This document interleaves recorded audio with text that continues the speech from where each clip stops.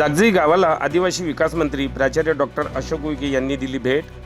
आदिवासींची पंढरी मानल्या जाणाऱ्या जागजी येथे भाविकांची आंघोळीसाठी भव्य गर्दी। रायगाव तालुक्यातील आदिवासींची पंढरी मानल्या जात असलेल्या जागजी येथे आज सोमवार दिनांक 12 मे रोजी आपल्या कुलदेवतेसह वैशाख स्नानासाठी हजारो आदिवासी बांधवांनी गर्दी केली होती। तालुक्यातील वर्धा नदीच्या तीरावर असलेल्या जागजी येथील राम मंदिर परिसरात दरवर्षी यात्रा भरविण्यात येते।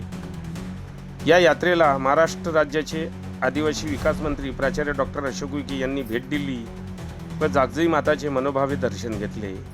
या भेटीदरम्यान आयोजकांच्या वतीने मंत्री प्राचार्य अशोक उईके यांचा भव्य सत्कार करण्यात आला।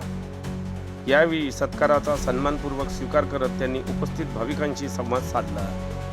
यावेळी उपविभागीय अधिकारी नितीन हिंगोले, तहसीलदार अमित भोईटे, गटविकास अधिकारी केशव पवार, भाजप शहराध्यक्ष कुणाल भोयर व गणमान्य मंडळी मंचकावर उपस्थित होते। जागजी गावाला या दिवसाला अतिशय महत्त्व प्राप्त आहे। तेथे हजारोच्या संख्येने आदिवासी बांधव व भाविक महाराष्ट्र, तेलंगणा, मध्य प्रदेश राज्यातून आपल्या कुलदेवतेसह वैशाख स्नान व दर्शन करण्यासाठी येत असतात। भाविकांची गैरसोय होऊ नये म्हणून प्रशासनाकडून चोख बंदोबस्त करण्यात आलेला होता।